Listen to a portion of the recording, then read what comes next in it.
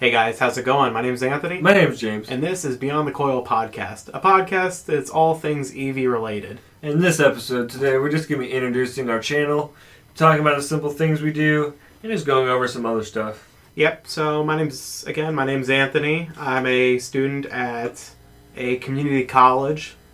It's pretty boring. I just cut golf cart seats, dude. Yeah, so we know what you're thinking. What are these two guys talking about EVs? Well, we both want an EV, and we like talking about it. We like talking about it with each other, and we thought we could spread it out to you guys. So, my personal EV that I want to get is a Tesla Model S. And what's yours? A Model X. A Model X? A Model X. Yeah, what do you like about the Model X? The Model X is fucking fascinating. I like the doors, the Falcon doors, is that what it's called? And then when we went to go to the Tesla showroom where you went, the freaking doors open and close for you. You don't have to touch them; they just open. Yeah, so they have automatic doors, so that's really cool.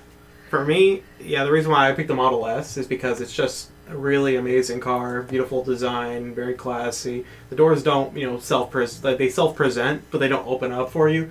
But I'm fine with that. That doesn't really bother me too much. It's just the style is on point. I love the style.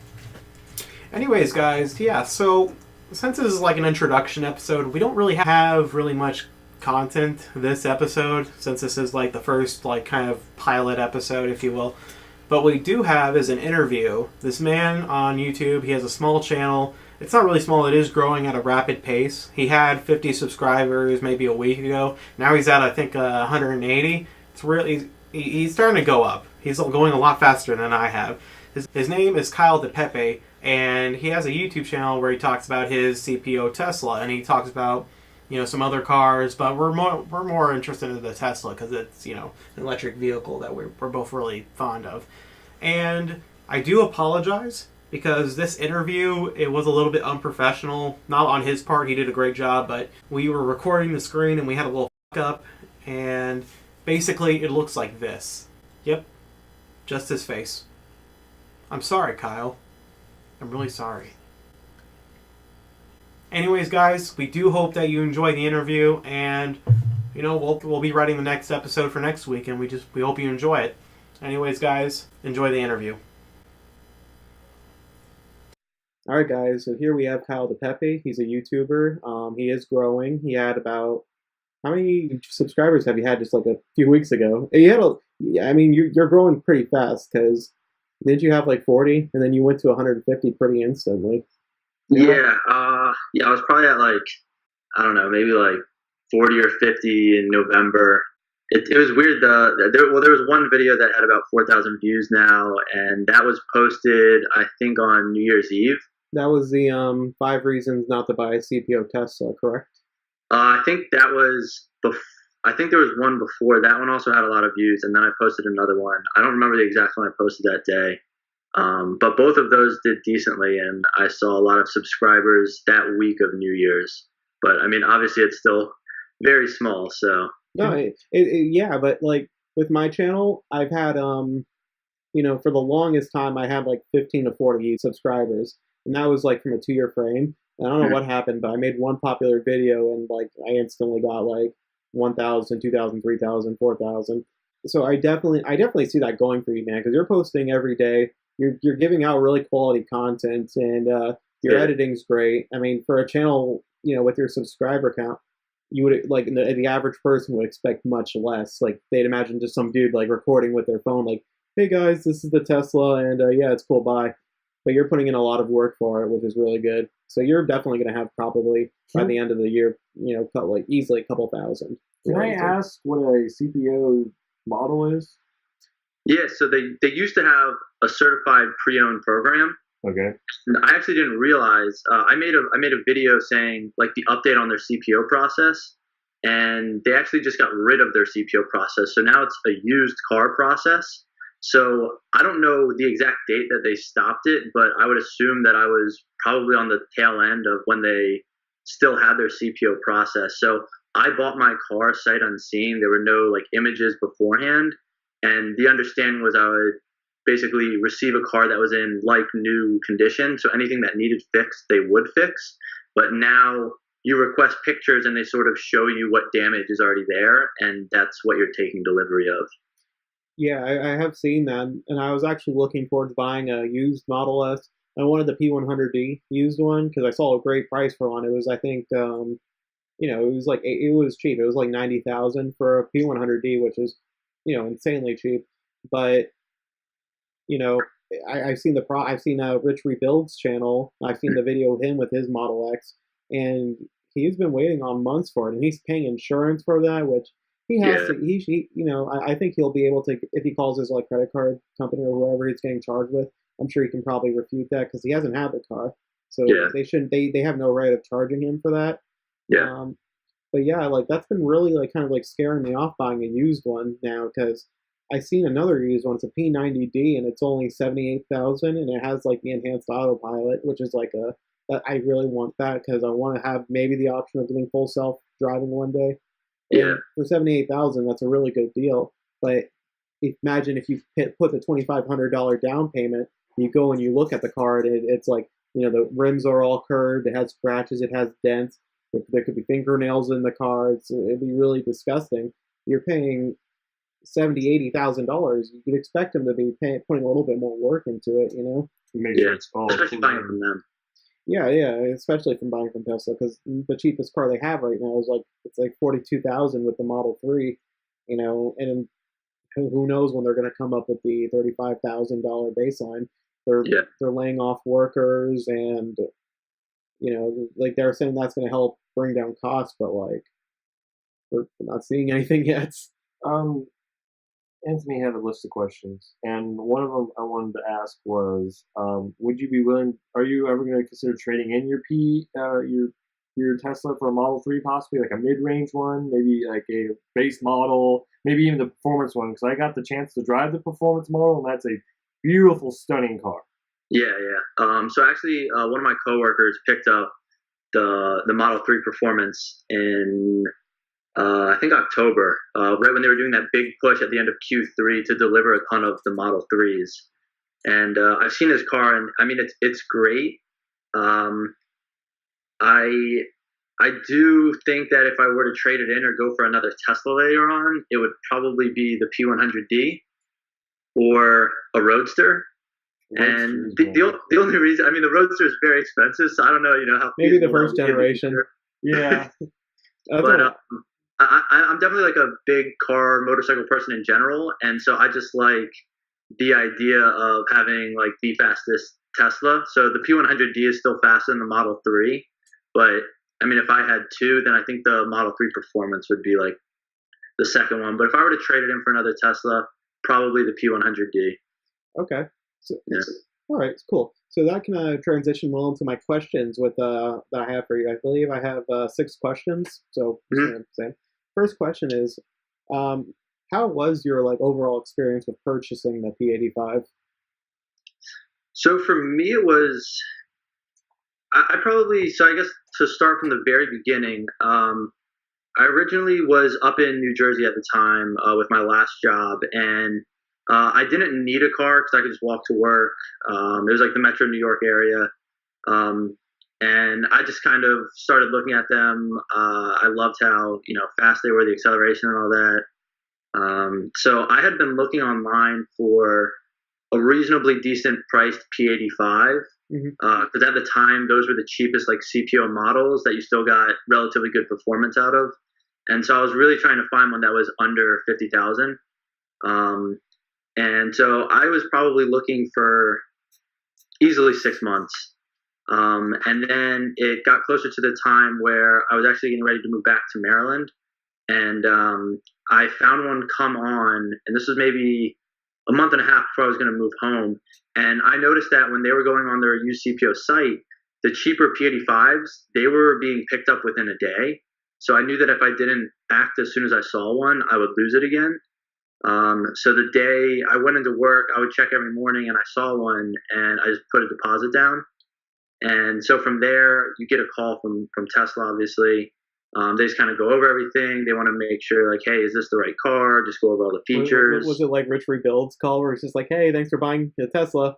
Hangs up.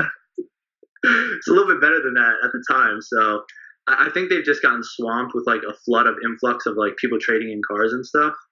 But yeah, so they walked over everything. I had my login obviously to the Tesla site, and it was kind of the same thing. Like you had to get all the paperwork and stuff in order online before you could take delivery of the car.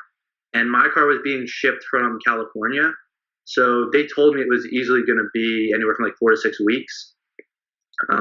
So I had plenty of time I financed my car, and I obviously had to get insurance. So all of that was easy to kind of get taken care of in those 4 to 6 weeks. And they were pretty good about updating me. I think I got an email when it shipped from California, and then probably about, I think I was out of town the week before that I was moving back home, and they called me and said, "Hey, your Tesla's here." And I said, "Can I actually pick it up next week?"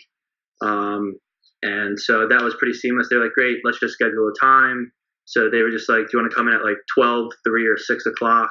I scheduled a time, went in, handed them the 2 checks, and someone went over the whole car with me, and then I could just drive it off. So it was a pretty good process. Yeah, I watched that video quite a bit. I really liked like the angles of everything. I mean, the view and everything. It was a really nice video. So like, well done with that. Can I ask, what was the final price you paid for your Tesla?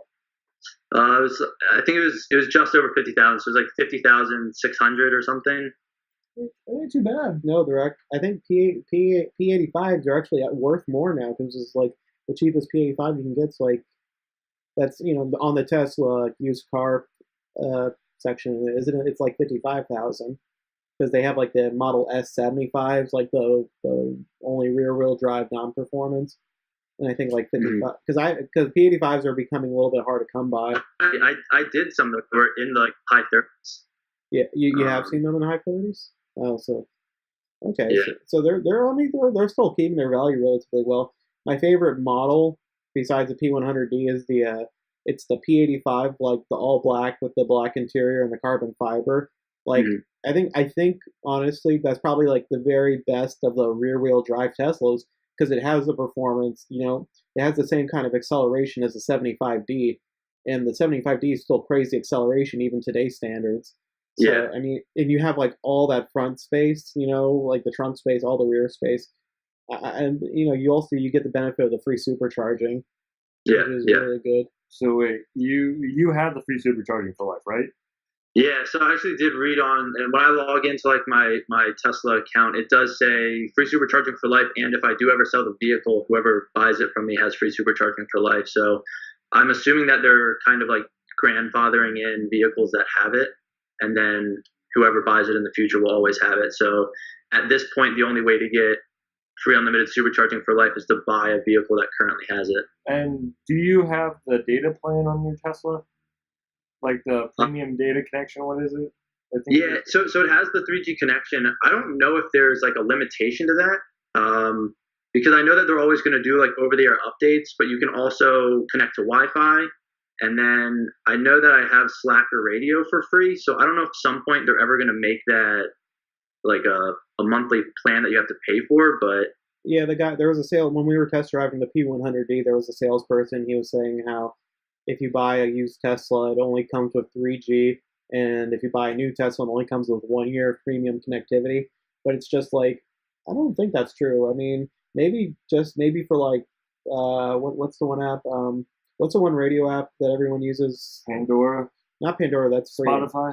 Spotify. Yeah, I was thinking maybe he was thinking of Spotify Premium, like just so you can easily access your music. But I never heard any like I've seen on the website 1 year of premium connectivity. It was like, has anyone really even talked about that much? Because I haven't. The guy mentioned that it was going to be $100 a year after that 1 year time frame that you have it. Yeah, so if it's $100 a year just to go on the internet, because you still get your updates and everything, right? Yeah, you can still use autopilot without it because that's GPS based. That's not internet based. True. So it's not even if that's the case, then that's not even working on that. But yeah, all like I know that's also something else I kind of want to talk about a little bit because I just think that employee was a little bit malinformed because he said only used cars have only 3G, but a 2016 used Model S and 2017 used, they have 4G. It's like it's been pretty standard, I think, since like late 2015. Okay. So I mean, that I don't know. Maybe the employee just needs to learn a little bit more, but who knows? But yeah, so let's go on to the next question. Was it worth getting the P85 over the P85D? I think for me at the time, it made more sense financially because a P85D, the cheapest ones I was seeing were at least $20,000 more. And at that time, I was actually quitting my job. So in case anything happened, it just didn't make sense for me to be financing either another $20,000 on top of what I was already financing, or using more of my savings to put a higher down payment on the car. So I do wish I had a P85D, especially now, like seeing how much they've come down in price if I had waited. But I needed the car. I still absolutely love the car, and it's still a ton of fun. So I don't really regret my purchase, but the timing. The timing is just interesting. Like seeing how there's some P85Ds that I've seen now that are around like the mid to low 50,000. So it's interesting just to see like in 1 year's time how much they have still come down in price. But I would have loved the P85D. It's that much faster than my car. I gotta ask also, how often do you use the supercharging feature, the free supercharging? Do you use it is it the main source of charging your vehicle, or do you charge it from your house? Yeah, so I used it a good amount when I first got the car and when I was at my parents' house for a little bit. But right now I have a free charger in my apartment, so I just plug in there. So like right now I'm just plugged in my apartment building. And then I also have free charging in my garage at my office where I work. So for the most part, like just driving around on a daily basis, I don't need it except for if I were to do a longer road trip. But when I first got the car and I was living at my parents' house for a little bit, I was using it just because I don't have any way to charge quickly at home. So I was literally plugging into like a wall outlet and charging at like 3 miles of range an hour. Oh, so if I really needed to like get extra battery for the next day, then I would just drive to the supercharger near my house and like charge that overnight. It would just get topped off. But honestly, I haven't really. I've used the supercharger maybe twice in the last like 4 months or so. So it's not. I mean, free supercharging is nice, but it's like you shouldn't buy a Tesla solely for that feature, like a used one. Yeah, I mean it's great for road trips. I mean over the summer, like while I was interviewing for jobs, I went back and forth to New York probably like 4 or 5 times, and it's just really easy to stop on the way up and not have to pay for it. Going to the beach this summer, I also use superchargers on the way there. So it's nice to basically have free road trips and free driving when you don't have to pay for charging. How long does it take to normally fill up your car on the supercharger?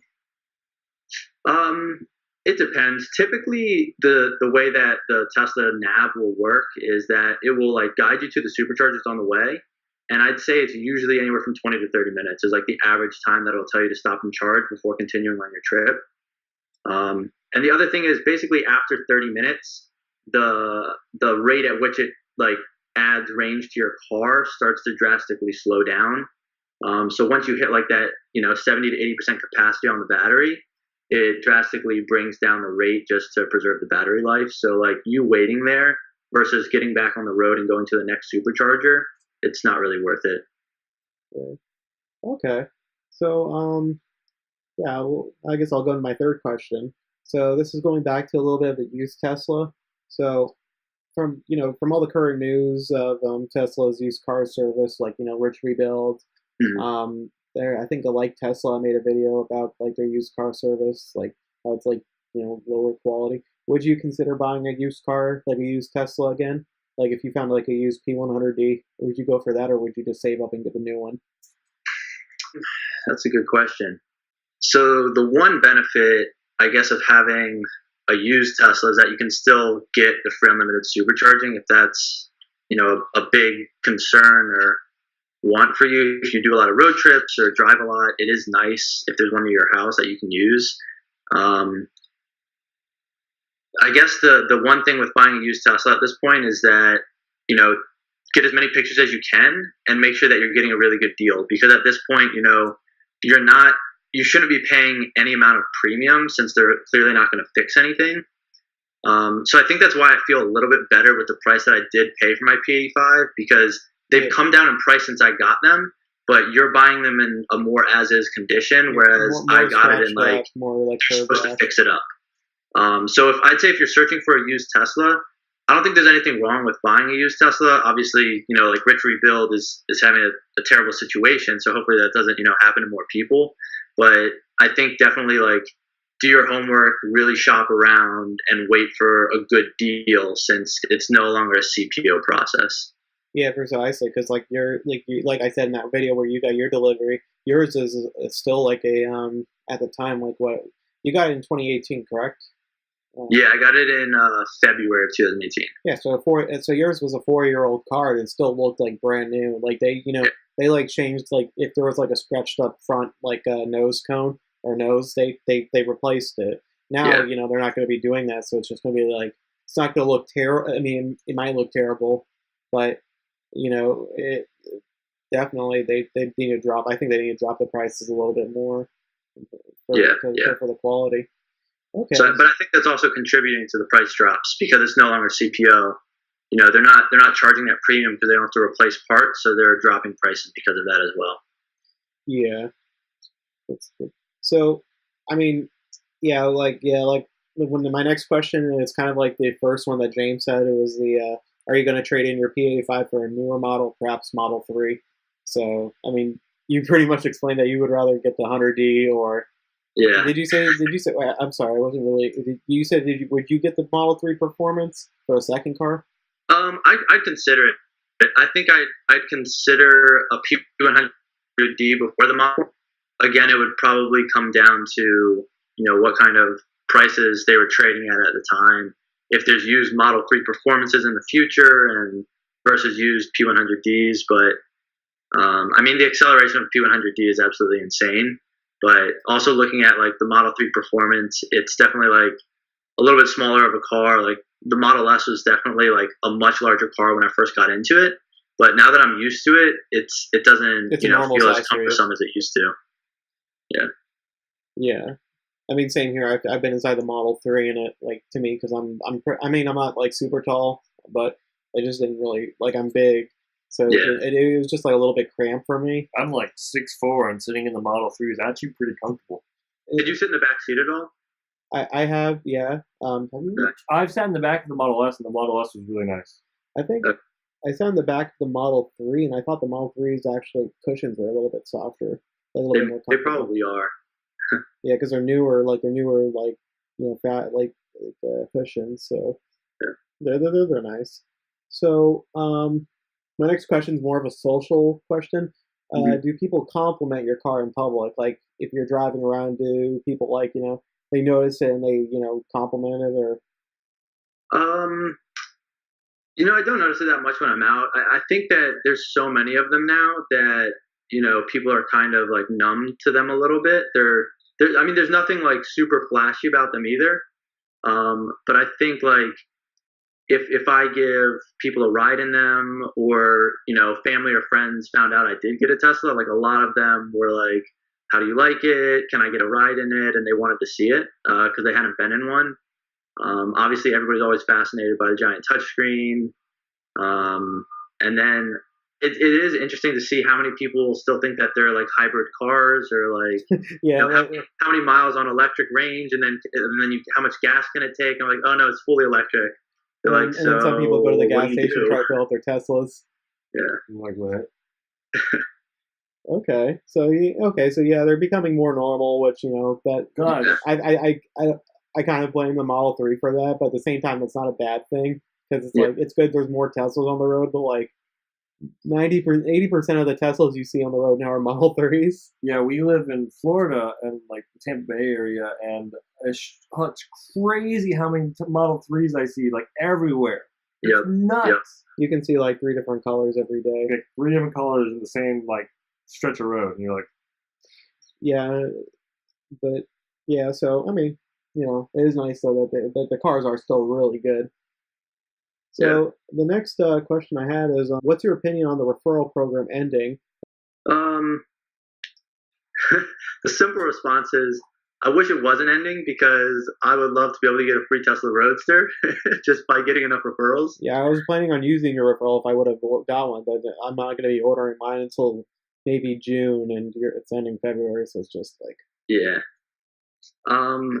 But it was a cool idea as to how to get people in the cars and get certain promotions that may not still be available. Like I remember when I was looking for my CPO car, they were getting rid of free unlimited supercharging at the end of 2017. And when I was going in and talking to just Tesla employees, they were like, "Oh, but you can use a referral code and still get free unlimited supercharging for life." So they were trying to, I guess, get people to talk more about it, and that was one way. So I mean, the thing is, there's not really referral programs that you see all too much like with other car companies. And at this point, there's so many Teslas that are out there that I think they've gotten to a point where they don't need it and they don't need to incentivize it. It is kind of a bummer just because it is cool that hey, if you have X amount of people going to the company, you get some sort of feedback from that by saying like, hey, thank you for helping get the word out there. What's your opinions on the current stage of the knowledge of Tesla's like retail employees? I've heard that they cut off the workforce by 7%. They didn't really specify what branches. I know they said they fired some engineers, but they did. I think they said like a majority hit was retail and delivery. So, do you think that they like fired them? Like the people that they chose to fire, do you think that they were just really misinformed? What's your opinion on like some of the employees, like with their information? Do you think they should know more, or do you think they know just enough? I guess it's hard to say unless who exactly is being hired and fired at what time. So I guess when I read that like letter that he had sent out saying that he was getting rid of 7% of the workforce, the way it came off to me was that they were going to get rid of a lot of like contract employees, which sort of seem like you're inherently being hired on sort of a temporary basis. So I don't know, what's considered a contract employee. Like if these salespeople are considered contract employees, or if it's truly like a contracting like company that's saying like, hey, we're going to provide this service for you, and Tesla's figuring out like, hey, we no longer need as much of this service or as many employees, or we're going to lay them off. I don't really, but I think the biggest thing is like coming from a finance background and then like seeing the way that these short sellers have been trying to sort of like always put Tesla in a negative spotlight. It's tough when you're like a startup company trying to become profitable. So, at some point they're figuring out like, hey, if we want to be profitable here, we're going to have to lay off some more employees. And it becomes a balancing act of like, how many people can we hire and push production and, ramp up deliveries and all that? And then when can we scale back and have it more automated and don't need those employees anymore? And then, they can save money that way. So like some of these employees that are maybe being hired to work the lines to build the cars are getting laid off because they can automate more. Or maybe salespeople as well, if they were trying to really push a ton of like Model 3 deliveries, but those numbers are slowly decreasing, or they're just getting more efficient at how they're delivering vehicles. Instead of delivering 10,000 in one day, they can spread that out now. Then you don't need as many salespeople at once to help with that. So I think it's still sort of a balancing act when you have a company like Tesla that's growing so rapidly. So Elon Musk is doing what he's doing, in my opinion, to, be as transparent with his employees, but then also try to appease shareholders by saying like, hey, we're trying to, cut expenses and increase our profit margin. So it's definitely a difficult boat when you have these investors and activist investors that are constantly attacking you and trying to short your stock and say you're overvalued and you're not making money and all that stuff. Yeah, that was especially the case. And what was it? Was it August? When, it's the end of Q3 with the Joe Rogan podcast. Yeah, I felt so bad for him that time because it's just like if like the people, I feel like 90% of the people that were like complaining that Elon was smoking pot, they didn't watch the actual podcast. It's where you could see that Elon didn't know what he was doing. He was like examining it like a robot, and like he didn't even inhale anything. He just kind of like puffed it, and he's like, okay. But, and it's just, you know, I feel like short sellers definitely use that like as a like their advantage, saying how like Tesla's doomed, and they actually dropped the stock I think down to like 240 at that time. So that was like the year low, which, you know, the good thing was that's when I bought my shares of Tesla. But, you know, I definitely think now there's nothing going to be. I don't think that something like that's going to happen again unless something serious like comes out about the company that's like actually true. Like I've heard there was actually a story earlier today that shorts were trying to show that Tesla is going to be moving their battery production to like Shanghai. Like they're going to be producing their batteries in Shanghai, and Elon literally like tweeted like an hour after they released that story that's not true. So it's just like they're just trying everything they can to bring the stock lower so they can do like a hedge fund or something where they just buy a lot more, you know? Yeah. Yeah, I mean, it's interesting because I think they're going to eventually make batteries in Shanghai as well, because they're, you know, trying to essentially build another gigafactory type place, which they just broke ground. It has to make batteries. It's a gigafactory. It's like, how huge it is. Like, yeah, they're going to be doing it, but like, they're trying to like make it seem like that they were going to be putting the batteries, like, that's the only place where they're making the batteries now. Yeah. So it was just like honestly a really kind of idiotic like story. And yeah, just short sellers are awful. Everyone knows it. Everyone, like, it's just terrible. Yeah. But yeah, man. So I think that's all of the questions we had. Did you have anything else you wanted to say? No, I think we hit everything. All right, man. Well, it's been really awesome talking with you. I've been watching your videos, enjoying your videos. You're definitely going to be getting a lot bigger soon. I can just, you know, tell you're going to get like, you're going to have at least, you know, like 2,000 subscribers by June. Easy. All right, man. Well, it's been nice talking with you. Yeah. Thanks for having me. Yeah, no problem. Definitely, we should try talking again sometime. Yeah, sounds good. All right, man. See ya. All right. Bye. Bye.